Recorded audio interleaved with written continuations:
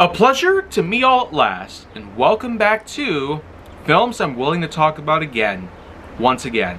So, here on Wednesday, it's time to continue with the Jim Sternstrom series, or Stenstrom it's been a bit hard for me to get these things put together, but in any case though, the Jim Stenstrom Scooby-Doo films, as I've simply called the series, or the Stenstrom continuity, which came and went between 1998 and 2001, precisely around the same time where a number of other cartoons and movies had come and gone.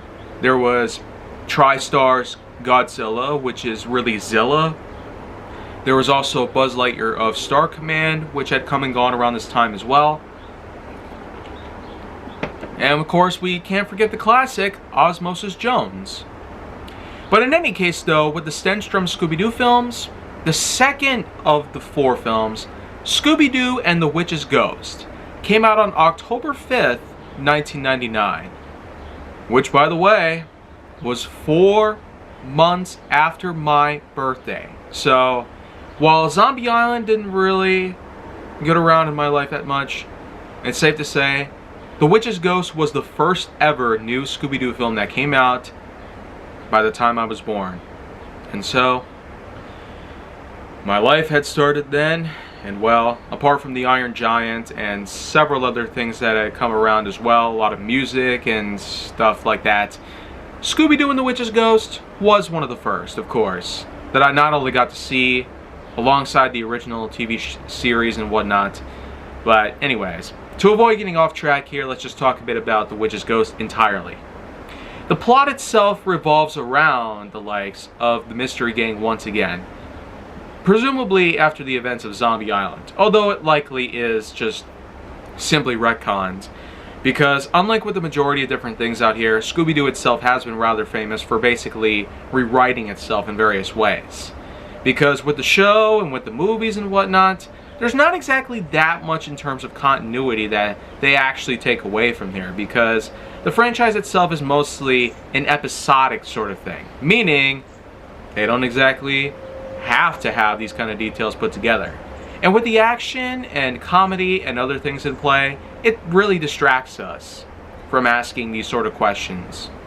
Anyways though, the plot itself revolves around the Mystery Gang itself, whether it's after Zombie Island or basically nothing there had happened at all. This is basically just simply a start over from the very beginning sort of situation, where the Mystery Gang now has something new to deal with here.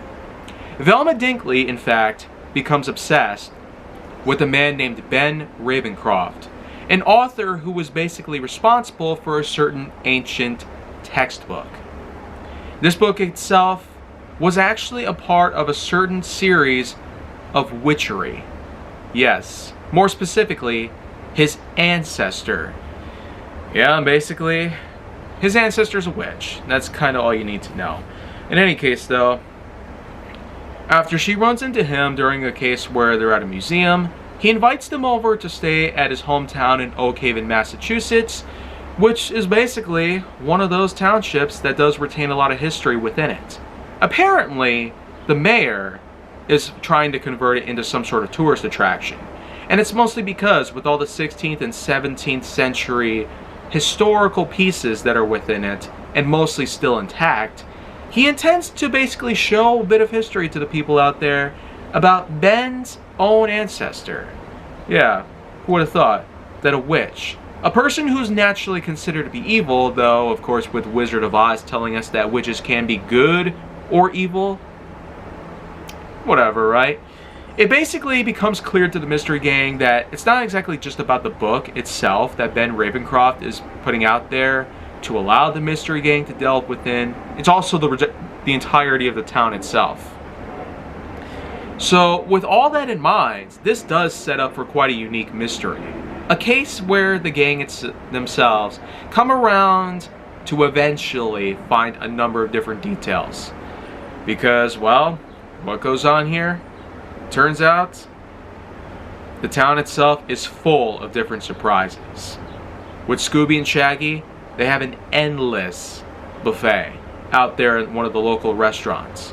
And while the mayor is also there, having his own sort of pig outs take place, as with the usual cliche where mayors end up a bit on the overweight side. Yeah, if you remember Cloudy with a Chance at Meatballs or Simpsons or any of that other stuff involving a mayor, well, essentially, this is basically just what it is. You have a mayor of a town who ends up indulging in his own satisfaction. Anyways, though, as the film itself continues on forward, again with Scooby and Shaggy and exiting the restaurant at night after it closes, a massive pile of dishes. Yeah, it's just insane. How could somebody ever eat that much food? But then again, we got Matt Stoney, we got Tommy Winkler, we got Nikocado Avocado, we got all of those people.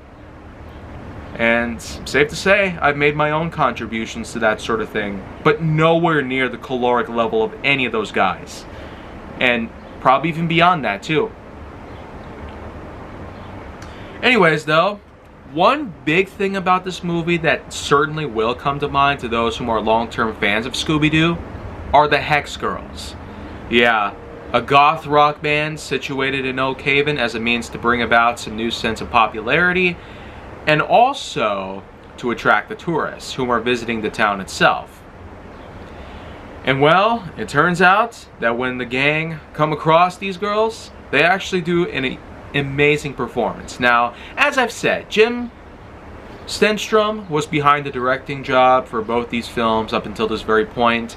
And while it's safe to say that while not all the writers stuck around to cover this film just as well, we at least did get the likes of, well, good old Davis Doy. Though new writers like Rick Kopp and David A. Goodman also come around. And I've mentioned that Glenn Leopold was also part of the writing team in here. While he wasn't involved in the writing process here, he actually made the lyrics to the Hex Girls song. Yeah, Hex Girls. Literally, lyrics written by Glenn Leopold. So that's actually pretty awesome. A writer of a film comes around to do the lyrics for the song. So that is pretty awesome, if you ask me. And the music itself was arranged by a different man just the same as well. Well, Bodie Chandler was behind all that. Glenn Leopold handled the lyrics and whatnot, but still, it's an epic performance. One that has certainly become a very popular piece of Scooby-Doo media. A way to take us away from the usual dilemma that Scooby-Doo and the gang are known for and all the cliches that unfold within the franchise, and simply give us a whole new twist to the franchise. Goth rock was certainly quite popular by this point. You know, especially when you get to know about Marilyn Manson.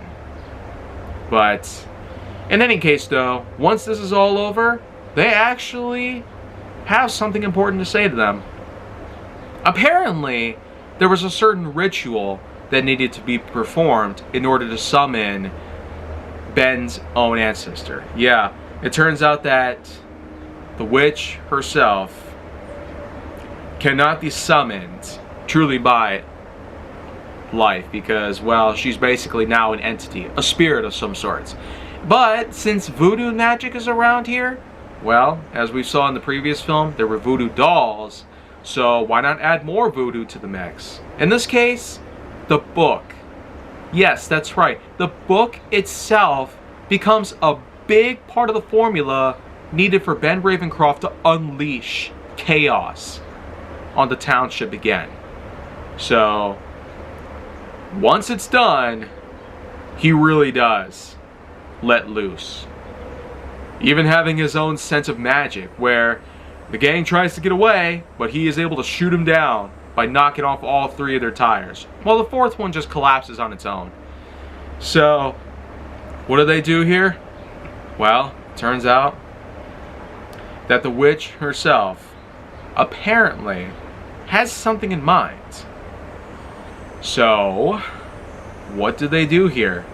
How did the gang possibly take on the entirety of a witch, as well as her own descendant, whom was pretty much just there? Well, it turns out that the lead singer of the band, the Hex Girls, Thorn, apparently has some sort of power of her own, known as the Wiccan power. Yeah, who would have thought that the leader of a band would actually be able to seal away a cursed ghost? I mean, that is impressive, you know? Imagine if the ghost of Menominee Falls were to show up, and then all of a sudden, Tyson Ritter from All American Rejects pops in and seals him away. Oh, man.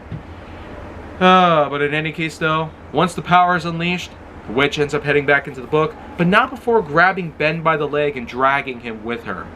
So, with that in mind, we have ourselves yet another chapter in the Scooby-Doo franchise, one and done.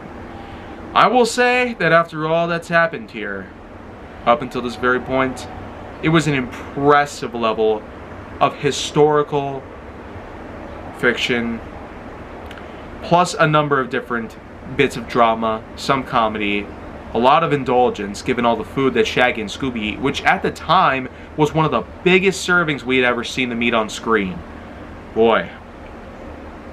And then of course with the cast, the crew, the writers, and all that good stuff, definitely the soundtrack, especially given Hex Girls, is still one of the best Scooby-Doo songs we might have heard in the franchise. I'd say after all that, this movie definitely does deserve itself a good scoring.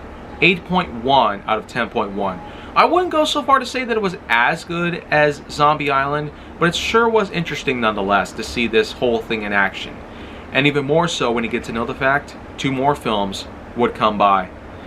So, do be sure to stick around, because tomorrow I'm going to have to explore the likes of the Alien Invaders and Cyber Chase, which will come by on Friday, so do be sure to stick around for the rest of those films, as I will cover them and have a lot to say about them.